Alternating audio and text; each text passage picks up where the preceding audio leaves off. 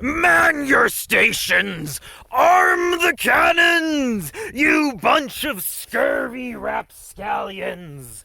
The great Greenberg could be anywhere.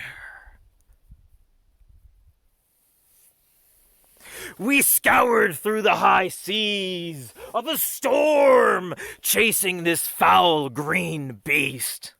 I can't let him escape, especially after that fool Jeem met Adam's wrath.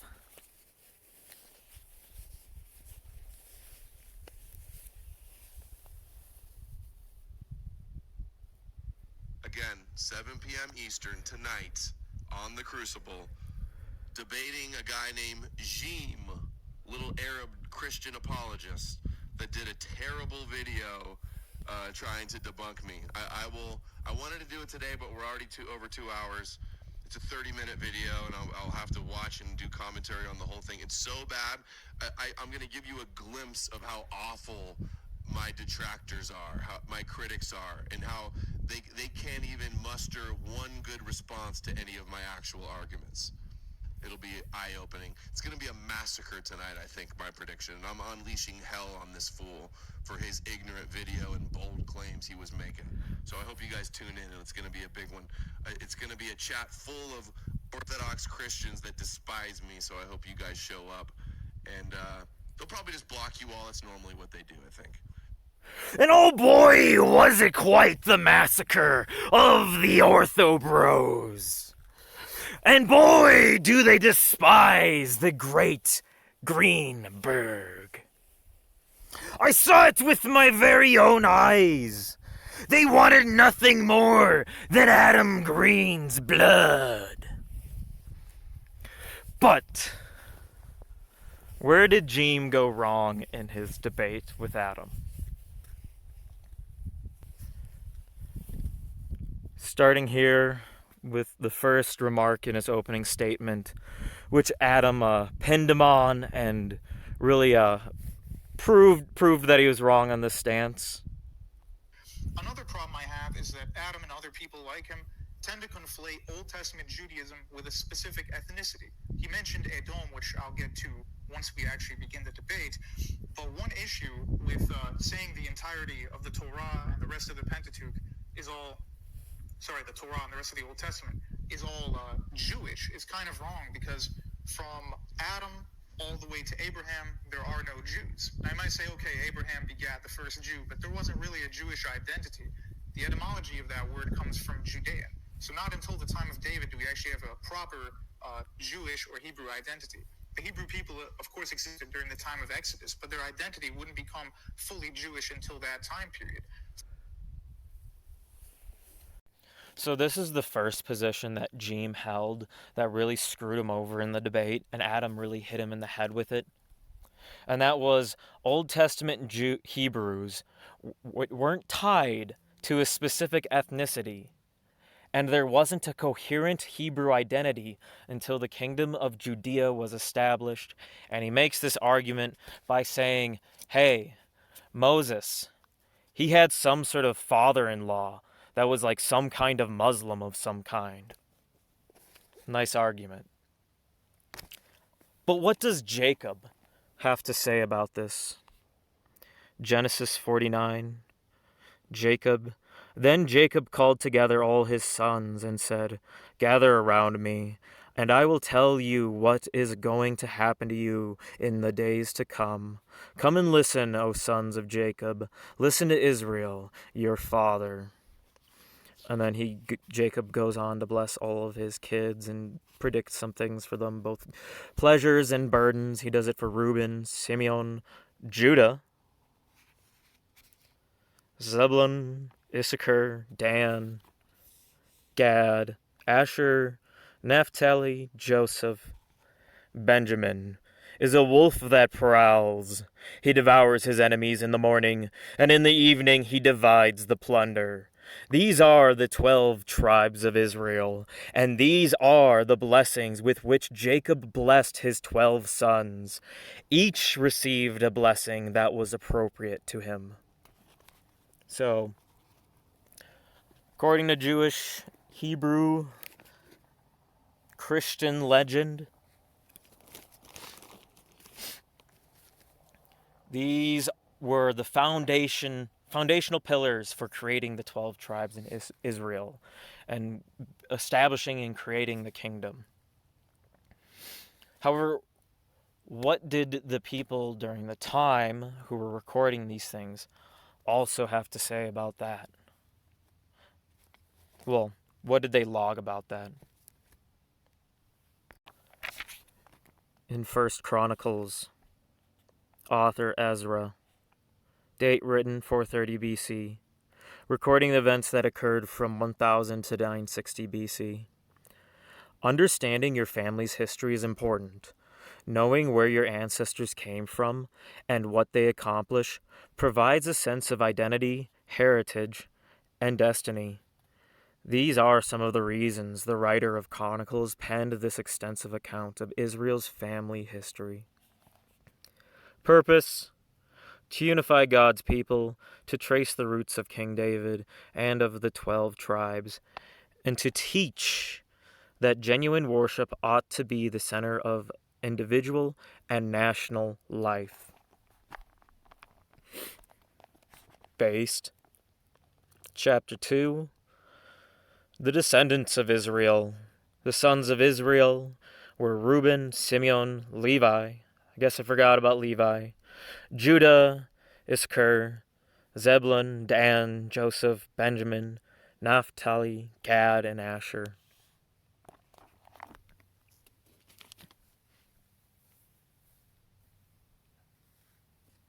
However, when Jeem was making his argument, he wasn't arguing that the 12 tribes didn't have a specific heritage and connection. He was talking about a tribe, the tribe of Judah. By arguing that the Jewish people didn't exist until the kingdom of Judea was created. An example of that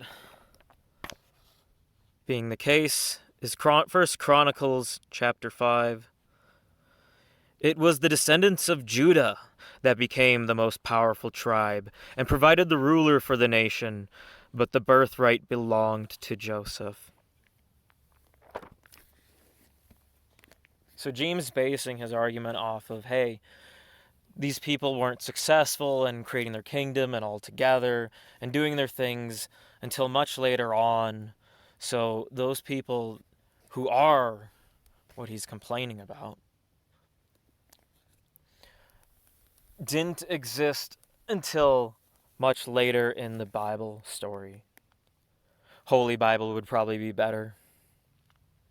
So it was these specific Hebrews that distinguished themselves from the rest of their people. But their origin as a tribe within the Hebrew people was established when Jacob gave his blessing to his sons, including Judah. Judah, your brother, will praise you. You will defeat your enemies. All your relatives will bow down before you. Judah is a young lion that has finished eating his prey. Like a lion, he crouches and lies down. Like a lioness, who will dare to rouse him? The scepter will not depart from Judah, nor the ruler's staff from the descendants until the coming of one to whom it belongs. Grapevine stuff. You get the point.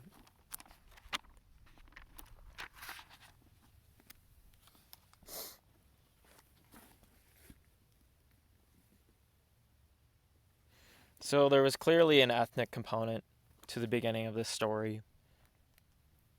You know, he can't just say they weren't a specific Hebrew people, but when they first start using the word Hebrew is with Abraham, God's chosen people.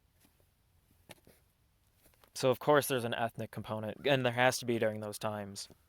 I mean, if you're from a different ethnic, like, tribe, you might get in squalls and fights with other people.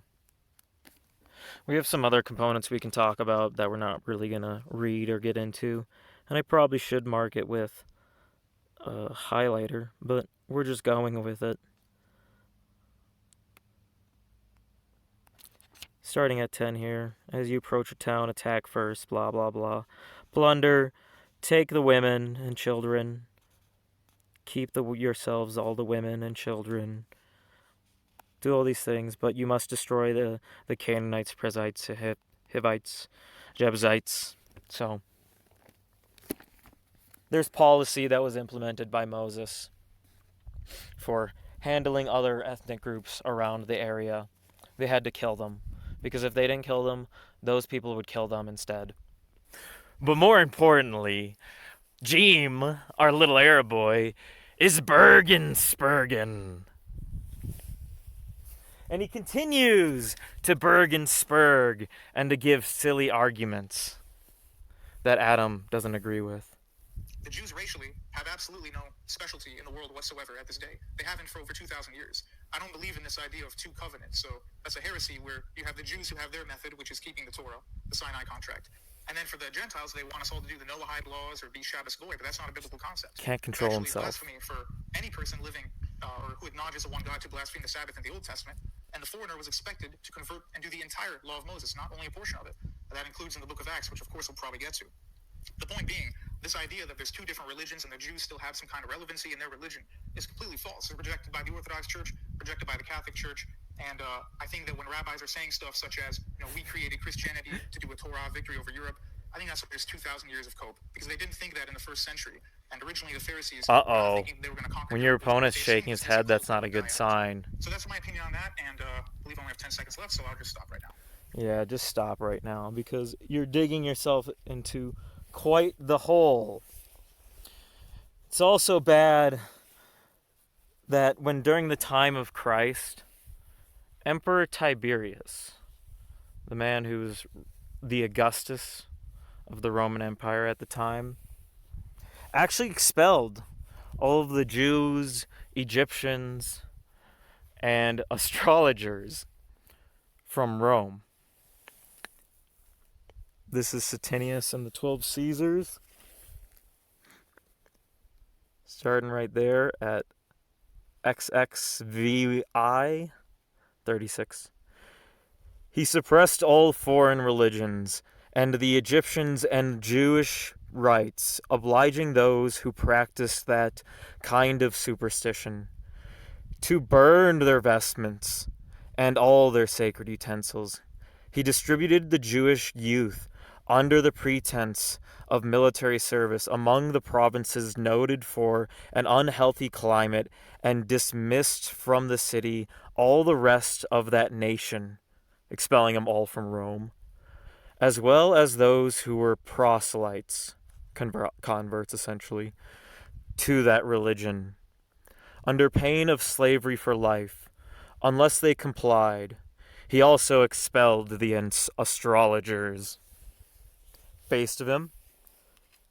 Pretty awesome of Emperor Tiberius to banish all the astrologers. And during Tiberius's reign as the Emperor of Rome, he also came into a bit of a run-in with a Jewish philosopher living in the Greek Isles, and personally set up a meeting with him on the day of the Sabbath. Well, not set up, but attempted to. Starting here with Diogenes the grammarian, who used to hold public disquisitions at Rhodes every Sabbath day, once refused him admittance upon his coming to hear him out, of course, and sent him a message by a servant, postponing his admission until the next seventh day, the next Sabbath. Diogenes afterwards coming to Rome and waiting at the door to be allowed to pay his respects to the emperor of the Roman Empire, literally a piece of God himself, he sent him a word to come again at the end of 7 years. So, Tiberius didn't really enjoy the company of these people. especially the astrologers. And if you can imagine at this point in the stream, while I'm watching this debate, and Jeem's opening statements are him spurging about Jews, I realized Adam was also going to do that, and he was just fueling the fire. So it was a very, very interesting moment, but I knew it was going to get shut down, so I quickly got myself together and began collecting the stream, and had to turn up the speed a bit on the recording to get to the parts that I wanted to cover. Lived on a physical throne like the Salafis believe in Islam. So it's not even the same religious belief whatsoever. Okay. Not even whatsoever. Hey guys, sorry to break you up here. I think we'll just take a quick break here. We're gonna pause and we're gonna move everybody over to Rumble. Mr. Janny About this because it's gonna be coming to shut it on down. Shut it all down, Mr. Janny. a little too much for what we're doing. So we're gonna kill the YouTube stream and just move it over to Rumble. Let me get the link in the description here, and then you can actually go at it. Okay. Yeah, apologies if we were blathering the word too much. I tried to use different words for it. The word. Yeah, it's all your fault, Jeem. Look, no need to apologize. It's just better. Okay, it's fine. It's just better. It's cool. Hopefully the 800 people or 900 people shift over there. I think they have before. The link says it's private, though. Luckily, though, Rumble was down, so the enigmatic Janny couldn't sweep it up. Well, he couldn't sweep it up entirely. From a philosophical standpoint. So I don't know what is the problem, even if you're right, and this was all like a trick from the beginning, and they're just hoodwinked the whole world. Why would it be wrong if it's a benefit? That's my question. Well, it didn't benefit. It created the Dark Ages. Monks. It was anti-science. It Da Vinci. Progression. It erased the Halted classical progression. world. It oppressed. Industrialization. It was authoritarian. It caused endless division and wars. There's all types Based. of problems. The world could have been a lot better if Christianity never took out. We don't know because we never got to see that history play out. So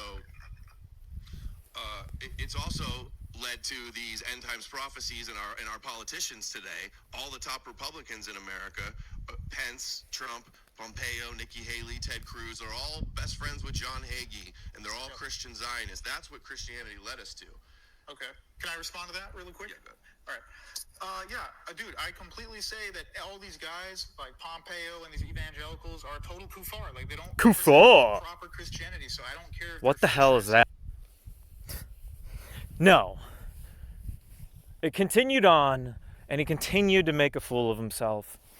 And he continued to use Protestantism and futurism as a scapegoat for his own beliefs. He didn't bring up, even in that own argument right there, he didn't bring up Da Vinci or monks recording the documents from antiquity. And he didn't bring up, the Eastern Roman Empire. No, he just went into blaming other Christians for his problems. He said one more ridiculous thing at the call-in section. Clarify what I meant. Okay, so myth has to be false. So when we talk about things like the Exodus from Egypt with Moses leading the Jews, and we don't see any historical record of there being mass migration through the desert at that time, does that not push the needle towards it being more of a falsity there? No, because there is a good amount of archaeology based on that. You're not going to find anything of that. Even Adam knows. Singular piece of archaeology showing. Yes, There's nothing confirming the Exodus. There's nothing. Yes, there is. There's evidence. There's Can nothing. you point to any of We it? covered this in the first video. I don't need to explain Egypt again. That's just restating the same points. However, the call-ins was the start of my favorite part in this debate, where these ortho bros really shined their darkest. Particularly one who goes by Chase Haggard. He made a massive and complete fool of himself on the stage. And that's right, he's the fool we're really here to discuss today. Not Jeem. You know, Jeem got utterly wrecked by Adam on all those points that I just mentioned, and he just said that Egypt, there was evidence of Hebrews in Egypt. So, and Adam was pretty nice to Jeem throughout the whole debate, to be honest. It was pretty cordial. He was reasonable. He wasn't being mean. He wasn't being blasphemous either. He wasn't egging him on.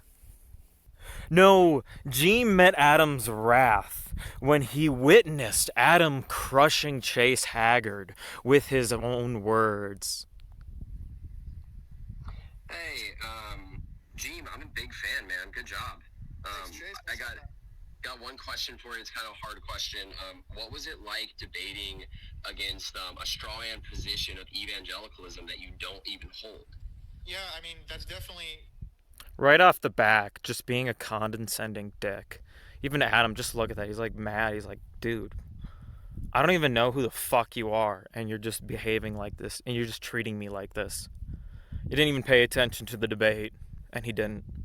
Took up probably 25% of the first half. Okay, can I answer now, or are you gonna spur you out? So, if you could imagine, things escalated pretty quick there in the discussion, since he started out being a total prick. I made a little bit of a cut here, but I didn't make all of the cuts in this video. Keep repeating that and begging if you can answer when I'm already being quiet. Okay, are you gonna interrupt me? Can you boy. just make Stay your quiet. point Good boy. instead of going... So here it is. I'm talking. You sound like such a beta. Just go. Beta! Okay, are you done? All right, here we go. See, he So as again, Such a child. I'm talking. Adam, you gotta let. All right, Adam, be quiet. You gotta say, Adam, you gotta Oh, stay quiet. Let You him see say that? I didn't make that edit there. If you're listening to me, pagans, ortho bros, whoever, I didn't make that edit. That was Janny Mystery there. Sweeping it up. Because what Chase Haggard did, because you saw how much of a dick he was being there, it was even worse. He cut out 30 seconds of what you are just about to hear. You gotta say. Good boy, Adam. Sit. So Good boy, Adam. Like I Sit. was saying, Disrespecting my Jeem- callers like this. Like, I mean, like, they literally cut out 30 seconds of Chase Haggard talking to Adam like he's some sort of fucking dog. 30 seconds. 40 seconds. Chase Haggard treated Adam like some sort of subhuman piece of shit. As an animal. Just by talking to him. Very Christ-like. You want to move to the next caller? We're going to move No, on. I'm not done, Adam. Jokes like Jeem this. said numerous times he doesn't believe in futurism, like you kept repeating. No, I He specifically explained his said... position. I reiterated his point and said you believe that an Antichrist is going to reign and Jesus is going to return. So I did get his position correctly. No, you didn't. Yes, I And again, did. he And I just explained it. owned you. So wrong. No, you didn't just own me, Adam. Next. Okay. So again, Savage. Next question, Adam. I won't- There's even Next worse question. parts, but I'm Next not going to show I them. know you're scared. I know you're scared. Not going to give Adam the joy of it. You're scared of me. You're scared of me. Do I look scared? You are. Do You're you scared think of me coming in philosophy here and and basic speaking to questions? a bunch of dogmatic, cultish ortho bros is something a scared person would do? Don't you have Nope. dogma, Adam? You think taking on all Adam, the don't you have religious dogma? establishment everywhere is scared? I Adam, seem scared debating you're all the just time. filibustering. Shut up. You can't even let me talk. You. Nobody knows who you Everyone are. Shut quiet up. down. Everyone You quiet Next can't- caller. Next. I'm not You talking. can't even let me talk. You're so scared. Nobody knows who you are, How bitch. can you say anything's bad, Adam? And he did go to the bathroom. Just look at that. A man of just a face of disappointment. Disappointment in the treatment he got. Jeem didn't treat him like that at all. Chase had to come in drunk out of his mind, angry at Adam Green for doing really well in the debate. I'm just sticking my glove back on. It's very, very nippy. Because the other one just has a hook. Doesn't need a glove. And after telling the younger brother of Tristan Hager to eat dirt, Adam Green did go to the bathroom, and they had to change callers. But more importantly, they're already in the works of changing the stream and making edits. And there's only so many people, Adam, who have a copy of this stream.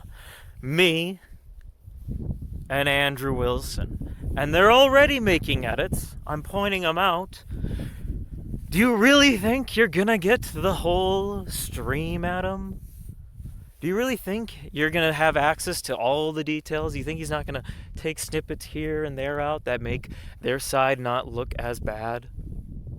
They're already doing it. So pay up, Adam Green! You must unblock me if you want me to release the whole thing. Especially the call-in from Chase. Because I have that whole thing. They might just edit out the call-ins and not post them. So the ball's in your corner, Adam Green. Fire the cannon!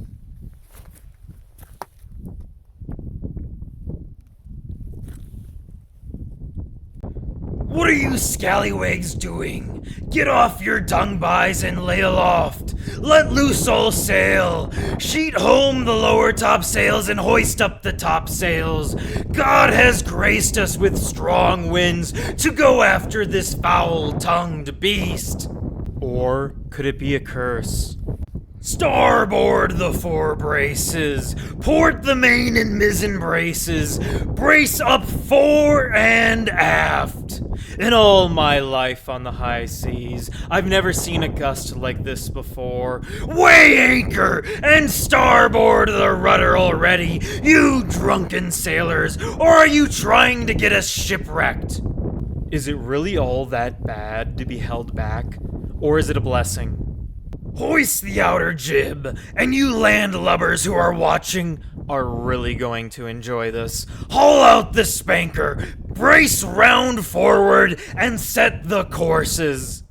You can never truly know whether something might be a blessing or a curse, but when given the opportunity, sometimes you just have to go with your stomach and let loose what God might have gifted to you, even at your own detriment.